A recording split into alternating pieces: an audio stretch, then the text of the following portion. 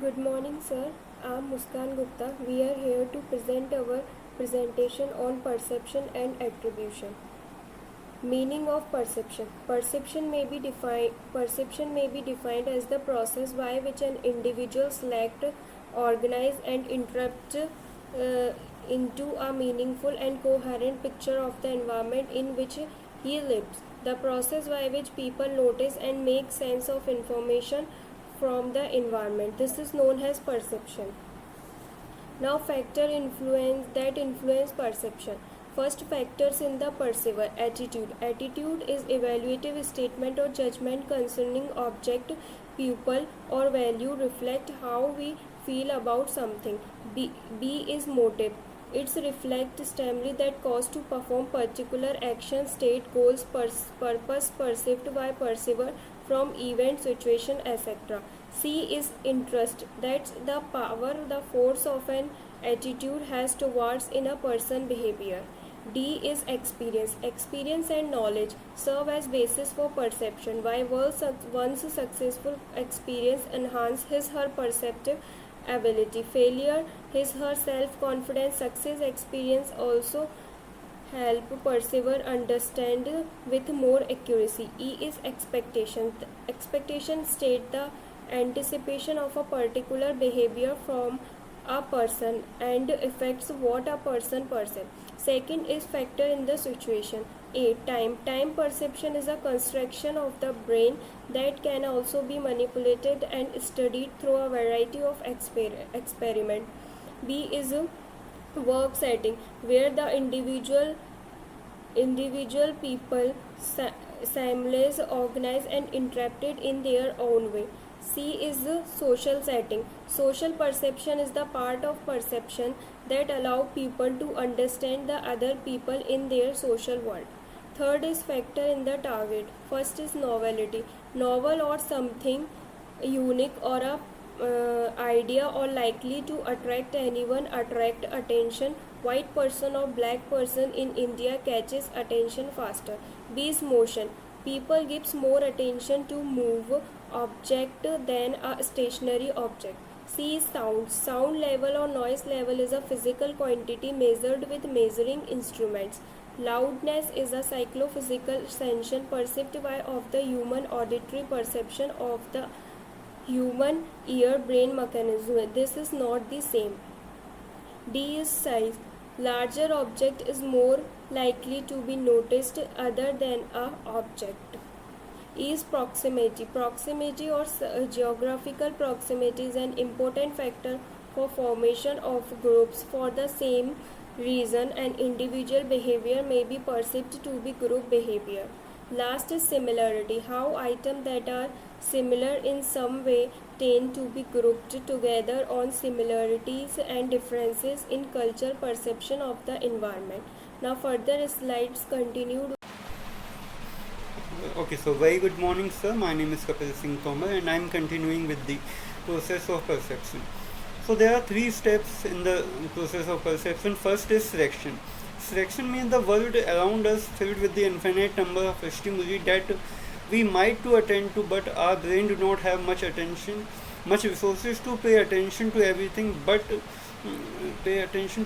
Thus the first step of perception is decision of what to attend to depending on the environment and depending upon individuals.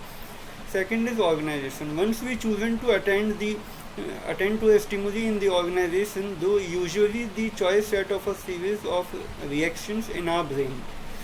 The third one is the interpretation. After we attend to a stimuli and our brains have received and organized the information, we interpretate it. Interpretation simply means that we take information and we have sensed and organized turn into something that we can categorize.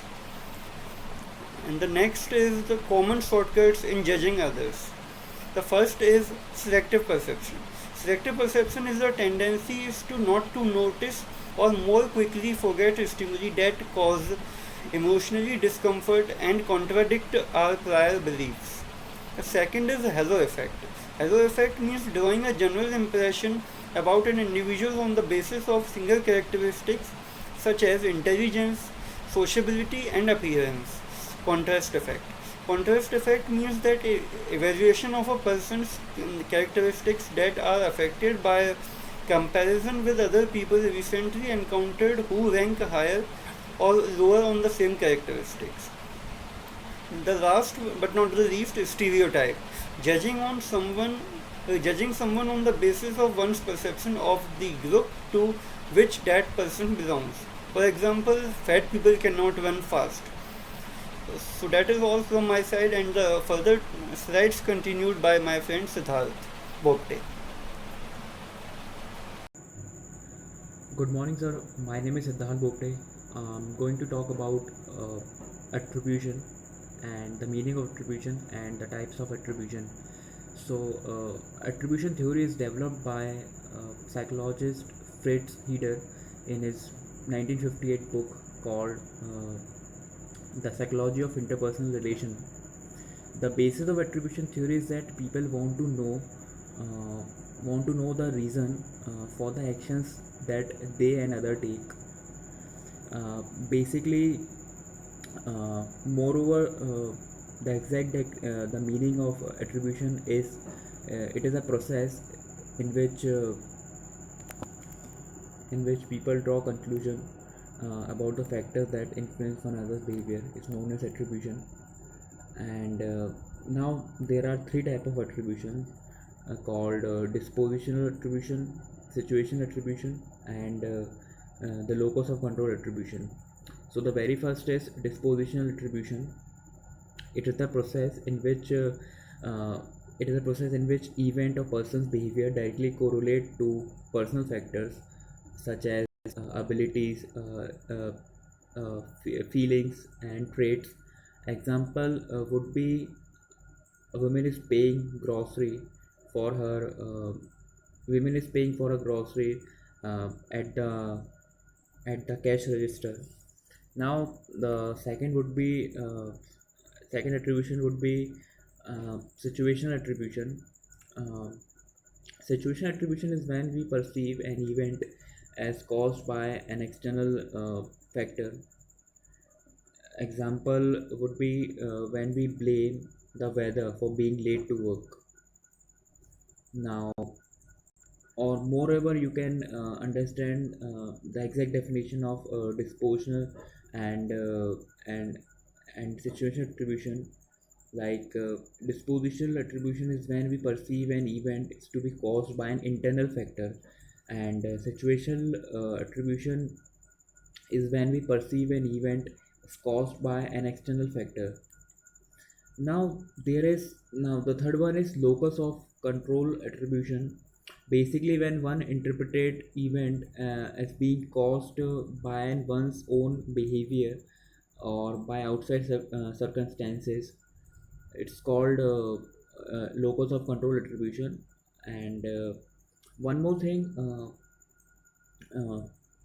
disposition attribution is also called as internal attribution, and situational attribution is also called as external attribution. Now the third one is now the third attribution is the locus of control attribution.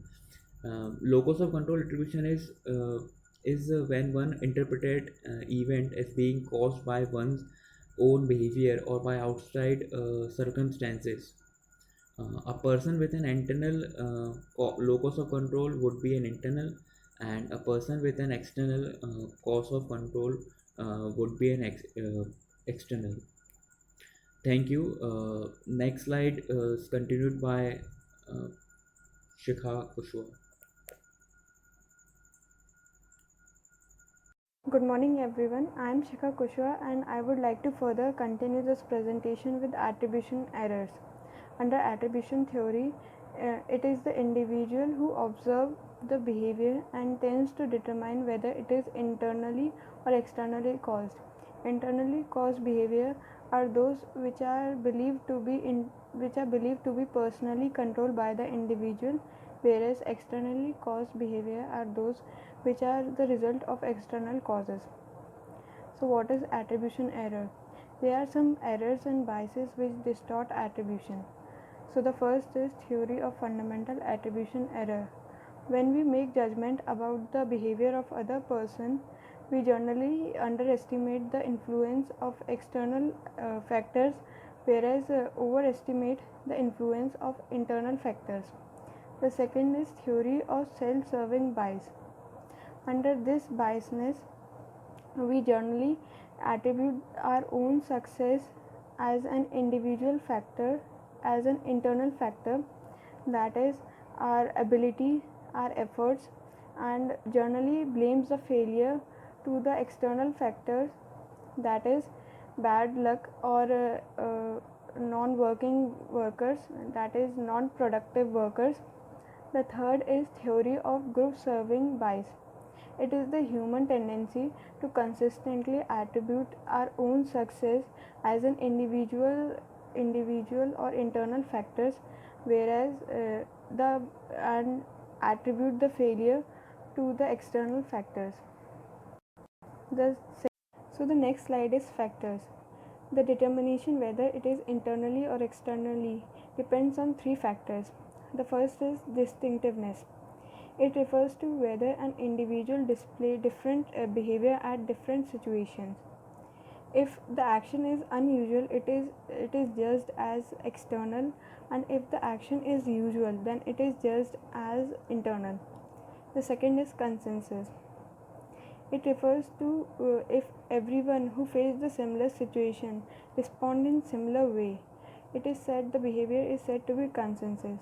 The higher the consensus, the behavior would be judged as external and vice versa. The third is consistency. In this, the observer look forward for a consistent behavior in situation.